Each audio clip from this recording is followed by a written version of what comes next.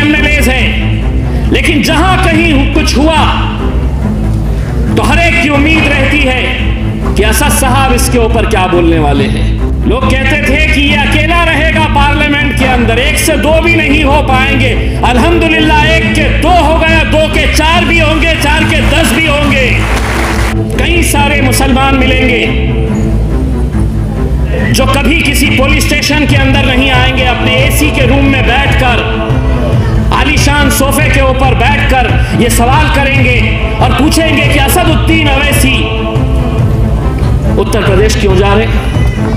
अखिलेश यादव अगर मुख्यमंत्री बनने का सपना देख रहे, या बहन मायावती अगर मुख्यमंत्री बनने का सपना देख रही, तो तुम बनो, हमारी शुभकामनाएं तुम्हारे साथ है। लेकिन डिप्टी चीफ मिनिस्टर कोई मुसलमान होगा, इसका ऐलान तुमको करना होगा। हमारी माओ और बहनों के अंदर एक जोश और ऐसा जज्बा देख रहे हैं कि उन्होंने भी तय कर लिया है कि जीतो या हारो, इस बार उड़ेगी उत्तर प्रदेश में तो पतंग ही उड़ेगी। सबसे ज्यादा तुमको किसी ने ताकत दी थी तो अल्हम्दुलिल्लाह ये मुसलमानों ने दिल्ली की दी थी तुम्हें। लेकिन तुम में और उनमें फर्क ही क्या रहा है? ये किसकी पैदावार है? अन्ना हजारे का मूवमेंट याद है? आरएसएस की चली हुई एक चाल थी कि अगर कभी नरेंद्र मोदी नीचे होने लगे तो अरविंद केजरीवाल को चढ़ाया जाएगा, कि वक्त आने पर एहसास करा देंगे हदों का, क्योंकि कुछ तालाब खुद को समंदर समझ बैठे हैं। कोई और नेता का नाम बताइए आप पूरे मुल्क के अंदर। बहुत सारे एमपीज हैं, बहुत सारे एमएलएज हैं, लेकिन जहां कहीं कुछ हुआ तो हर एक की उम्मीद रहती है कि असद साहब इसके ऊपर क्या बोलने वाले हैं, असद साहब क्यों नहीं बोल रहे हैं। यानी कि वोट किसी और को देंगे, चुनाएंगे किसी और को, जिताकर किसी और को लेकर आएंगे, लेकिन जब तकलीफ में आएंगे तो असद साहब से उम्मीद करेंगे। और मुझे खुशी है इस बात की कि अल्लाह का लाख लाख करम है। लोग कहते थे कि ये अकेला रहेगा पार्लियामेंट के अंदर, 1 से 2 भी नहीं हो पाएंगे। अल्हम्दुलिल्लाह 1 के 2 हो गया, 2 के 4 भी होंगे, 4 के 10 भी होंगे। आपने मुझे वोट नहीं दिया, आप दे भी नहीं सकते, लेकिन मेरी जीत में आप लोगों का भी हाथ है। वो कैसे? वोट तो औरंगाबाद वालों ने डाले, लेकिन दुआएं अल्हम्दुलिल्लाह पूरे हिंदुस्तान ने की।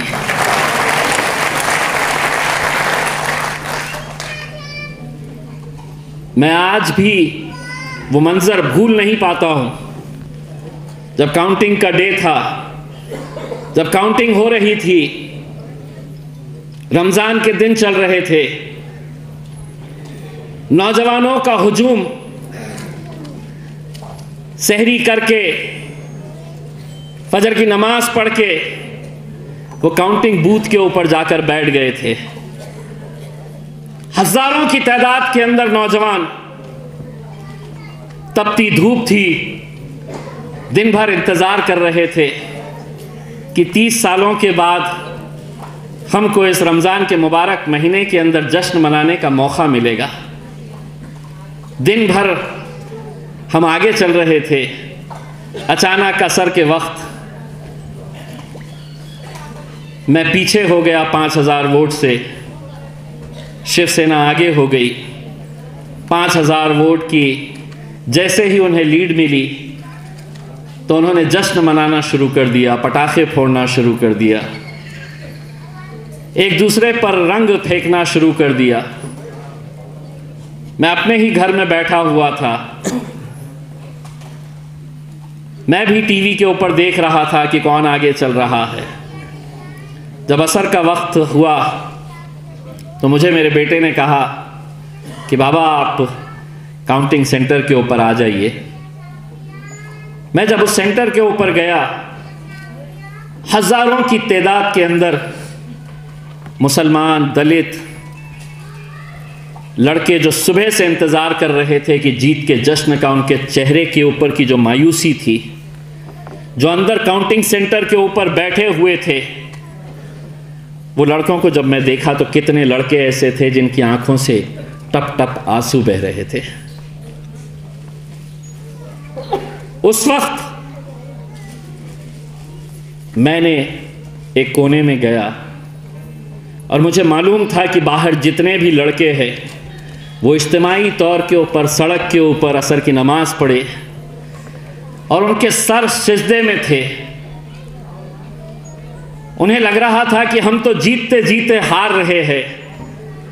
मैंने कोने में गया और सिर्फ जानमाज बिछाकर अल्लाह से ये कहा कि इतने सारे सजदों की लाज रख ले, इतने सारे सजदों की लाज रख ले। ये बच्चे सुबह से इस उम्मीद के ऊपर है कि आज हम जश्न मनाने वाले हैं। अल्लाह का करम देखिए, मैं जैसे ही नमाज़ पढ़कर बाहर निकल के आया तो वहाँ के एक अधिकारी ने मुझे इशारे में कहा कि भाई तुम फिर ऊपर हो गए हैं। अब लोग जब मुझसे पूछते हैं तुम जीते कैसा, तो मैं लोगों को जवाब देता हूं कि मैं हार रहा था, मैंने अपना सर सिजदे में डाला, अल्लाह से गिड़गिड़ा कर दुआ मांगी तो अल्लाह ने फरिश्ते भेजे और सीधे बैलेट बॉक्स के अंदर 5000 वोट पड़ गए।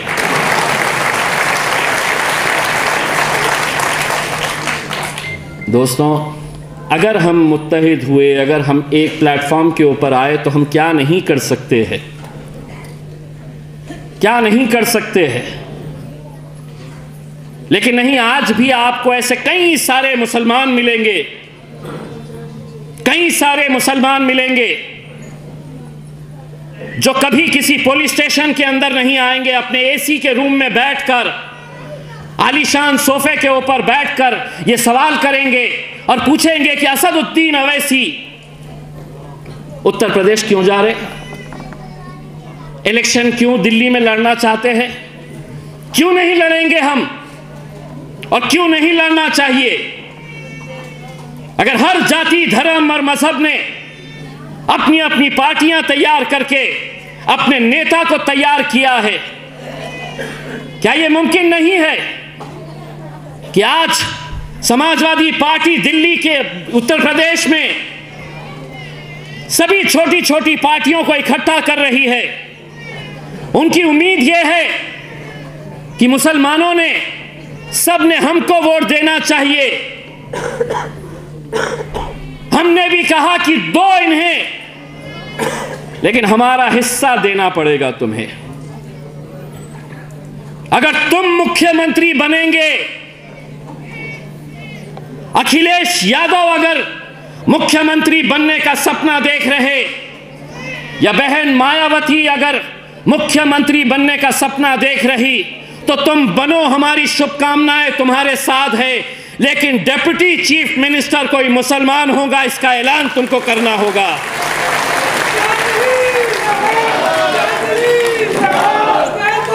नहीं, लेकिन क्या है कि उनको ये सब तो चाहिए, वोट तो तुम्हारे चाहिए, लेकिन साथ में बोले नहीं, हम असदुद्दीन अवैसी को नहीं ले सकते, उसकी क़यादत नहीं ले सकते हैं, हम एक लीडर तैयार नहीं कर सकते हैं। हमको वोट तो चाहिए इस कौम के, लेकिन इसका लीडर नहीं। अब अल्हम्दुलिल्लाह वो वक्त आया है और उत्तर प्रदेश के अंदर हम नौजवानों के अंदर, बुजुर्गों में, हमारी माओ और बहनों के अंदर एक जोश और ऐसा जज्बा देख रहे हैं कि उन्होंने भी तय कर लिया है कि जीतो या हारो, इस बार उड़ेगी उत्तर प्रदेश में तो पतंग ही उड़ेगी।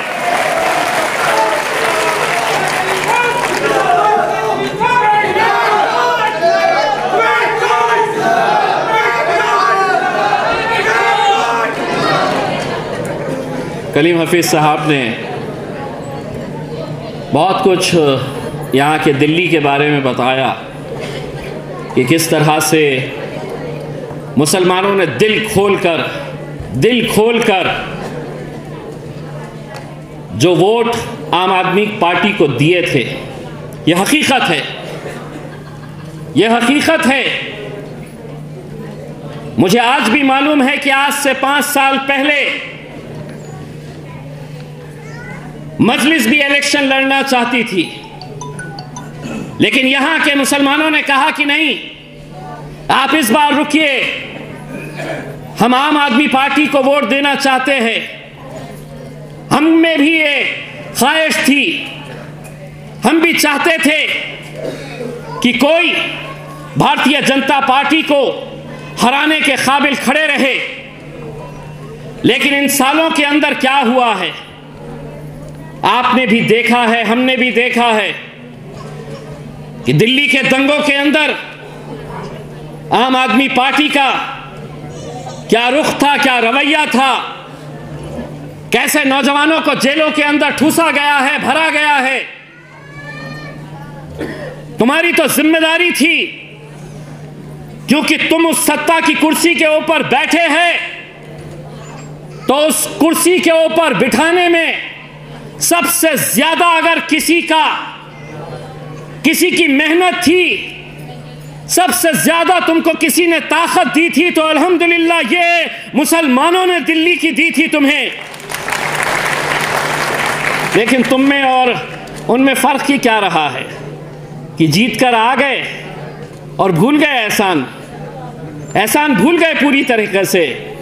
कलीम साहब, अब उनको बताना कि वक्त आने पर एहसास करा देंगे हदों का, क्योंकि कुछ तालाब खुद को समंदर समझ बैठे हैं।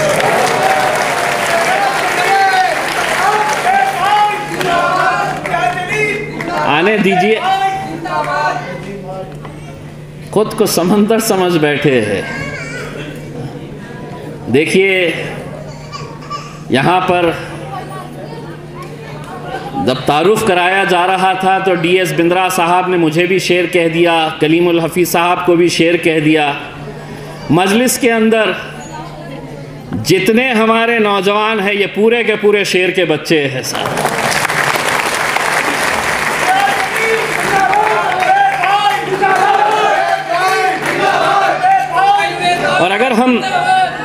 और अगर हम एक साथ एक ताकत बनकर खड़े रहे, तो मुझे पूरा यकीन है कि इंशाअल्लाह आने वाले वक्त में हम मजलिस इत्तेहादुल मुस्लिमीन का परचम यहाँ पर भी लहराएंगे। बस आप लोगों को एकजुट होकर रहना पड़ेगा। मैं मजलिस के ज़िम्मेदारों से भी ये कहना चाहूँगा कि अगर पार्टी को आगे बढ़ाना है तो किसी न किसी को तो भी छोटा होना पड़ेगा, और सबसे छोटा होने के लिए मैं तैयार हूँ। कल अगर आप कहेंगे कि मजलिस का परचम यहाँ लहराने के लिए इम्तियाज़ जलील अब तुम्हें स्टेज पर नहीं सीढ़ी के ऊपर बैठना पड़ेगा, तो हम उस सीढ़ी के ऊपर बैठने के लिए तैयार हैं, लेकिन मजलिस को आगे बढ़ाना है।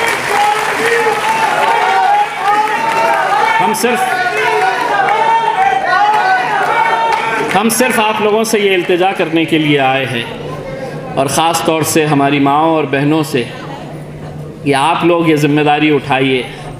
देखिए, आज ही पार्लियामेंट के अंदर एक भारतीय जनता पार्टी के MP खड़े हुए और उन्होंने एक मांग की है कि इस मुल्क के अंदर यूनिफॉर्म सिविल कोड लाया जाए करके। CA NRC का बिल जब लाया गया तो इसके निशाने के ऊपर कोई और नहीं था, इसके निशाने के ऊपर सिर्फ हम लोग थे। आप यूनिफॉर्म सिविल कोड अगर इस मुल्क के अंदर लाया गया, और जो बहुत मुमकिन है कि भारतीय जनता पार्टी इसे ला सकती है, तो शायद हमारी मजहबी शिनाख्त जो है यूनिफॉर्म सिविल कोड के नाम के ऊपर ख़त्म करने की कोशिशें होगी। यूनिफॉर्म सिविल कोड के तहत वो इस तरह का क़ानून ला सकते हैं कि हमारी माएँ और बहनें सड़कों के ऊपर निकली तो उनकी मजहबी शिनाख्त नहीं दिखनी चाहिए, वो बुर्का पहनकर बाहर नहीं निकल सकती है। यूनिफॉर्म सिविल कोड अगर आया तो हमारे बुज़ुर्ग जो सरों पर टोपी पहनकर बाहर निकलते हैं, तो शायद उस टोपी के ऊपर भी पाबंदी लगा दी जाएगी। ये क़ानून लाया जा सकता है। अगर हम आज भी अगर इसी गफलत के अंदर रहे कि नहीं मैं तो सेक्युलर पार्टियों का साथ दूंगा, तो आज वो दिन को याद करिए जब सीए एनआरसी का बिल लाया गया था तो बहुत सारे एमपीज थे वहां पर, लेकिन अगर शेर की तरह किसी ने खड़े होकर उस बिल को फाड़कर मोदी साहब के मुंह पर फेंक कर मारा तो मेरा शायद बैरिस्टर असदुद्दीन अवैसी था। और तब जाकर हम नींद में से उठे, हम जागे और हमें यह एहसास हुआ कि यह बिल कितना खतरनाक है, यह क्या कर सकता है। हमसे पूछ रहे, इन बुजुर्गों से पूछा जाने वाला था कि बताओ तुम्हारे दस्तावेज क्या है, बताओ, साबित करो कागजों के जरिए कि तुम इस मुल्क के शहरी हो, इस मुल्क में पैदा हुए हैं। हमने भारतीय जनता पार्टी के नेताओं से ये कहा था, आज एक बार फिर से कह रहे हैं, जब भी तुम हमसे दस्तावेज मांगेंगे हम इस मुल्क के कब्रिस्तानों में तुम्हें ले जाएंगे और कहेंगे कि देखो ये दस्तावेज यहां पर छुपे हैं हमारे। लेकिन आने वाला वक्त और भी ज्यादा संगीन होने वाला है, क्योंकि सभी राजनीतिक पार्टियां एक ही थाली के चट्टे बट्टे हैं। आपको लगता होगा कि कांग्रेस सेक्युलरिज्म का नारा देती है, आपको लगता होगा कि आम आदमी पार्टी कुछ हटके है। मैं आपको हकीकत बताता हूं, ये सब किसकी पैदावार है, ये किसकी पैदावार है। अन्ना हजारे का मूवमेंट याद है, आरएसएस की चली हुई एक चाल थी कि अगर कभी नरेंद्र मोदी नीचे होने लगे तो अरविंद केजरीवाल को चढ़ाया जाएगा, एक अलग पार्टी तैयार की जाएगी, हुकूमत हमारी ही रहेगी। अन्ना हजारे इतने दिन दिल्ली में बैठे, रालेगंज सिद्दी के अंदर बैठे, जैसे ही अरविंद केजरीवाल मुख्यमंत्री बन गए, किरण बेदी गवर्नर बन गई, उनके दूसरे जितने साथी थे सब मंत्री बन गए, तो अन्ना हजारे भी नींद में चले गए, सो गए। और अब एक बार फिर से आपके बीच में आने वाले हैं, एक बार फिर से आपके बीच में आने वाले हैं। मुझे लेकिन जो हवा दिल्ली के अंदर नजर आ रही है वो कुछ ऐसी ही हवा औरंगाबाद के अंदर थी जब इलेक्शन के लिए हम जाते थे। मुझे आज भी वो दिन याद है कि जब इलेक्शन का दिन था, पोलिंग बूथ के सामने अलग अलग पार्टी अपने अपने टेबल लगाती है। कोई कांग्रेस का मफलर डाला हुआ होता है, कोई राष्ट्रवादी का, कोई समाजवादी पार्टी का, कोई आम आदमी पार्टी का, कोई शिवसेना का, कोई भारतीय जनता पार्टी का मफलर लगाकर अपने अपने टेबल सजाकर बैठते हैं। मैं ऐसे ही एक पोलिंग बूथ के ऊपर गया तो वहाँ पर कांग्रेस का एक टेबल लगा हुआ था और उस टेबल के ऊपर जो बच्चे थे, तो मैंने है तो इलेक्शन के वक्त एक नारा दिया था कि कुछ नहीं करना, किसी को कोई जवाब नहीं देना। कोई अगर ये कहता है तुम्हें कि तुम बिक गए हैं, तुम्हारी वजह से अब भारतीय जनता पार्टी जीतने वाली है, तो मैंने कहा किसी को कोई जवाब देने की ज़रूरत नहीं है। इलेक्शन के दिन जाना और सिर्फ वोट मारना, धपाधप धपाधप धपाधप। इलेक्शन के दिन जब मैं वो कांग्रेस के टेबल के बाजू से गुजर रहा था तो एक लड़के को तरफ देखा, उसके गले में मफलर था कांग्रेस वालों का, और जैसे ही मैं उसके करीब में गया तो उसने मुझे कहा कि इम्तियाज़ भाई, धपाधप धपाधप धपाधप। मफलर किसी का भी रहो, झंडा किसी का भी पकड़ो, उड़ानी है और वो उड़ाने के लिए मांझा किसी का भी ले लो। बहुत आएंगे आपको, पतंग हमारी उड़ेगी इंशाल्लाह।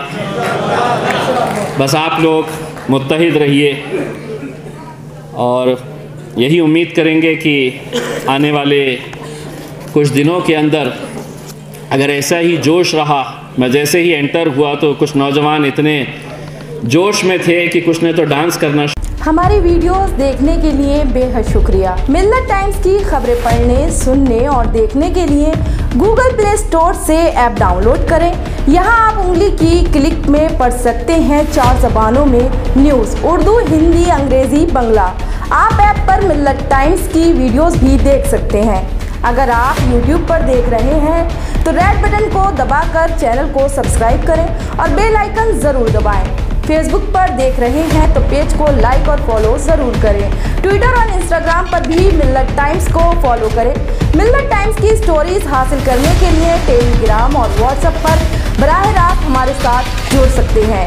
हमारे काम से आप मुतमईन हैं तो इसे जारी रखने और मजबूत बनाने के लिए हमें सपोर्ट करें। स्क्रीन पर दिख रहे और डिस्क्रिप्शन में दिए गए अकाउंट नंबर पर मिल्लत टाइम्स को अपनी रकम भेज सकते हैं। अगर आपके इलाके का कोई मामला है, आपकी मसाइल को मीडिया में जगह नहीं दी जा रही है तो हमें ईमेल करें या व्हाट्सएप पर मैसेज करें। हम उठाएंगे आपकी आवाज़। मिल्लत टाइम्स मतलब मजलूमों की आवाज़, नफरत के खिलाफ जंग, फर्जी खबरों से निजात। www.millattimes.com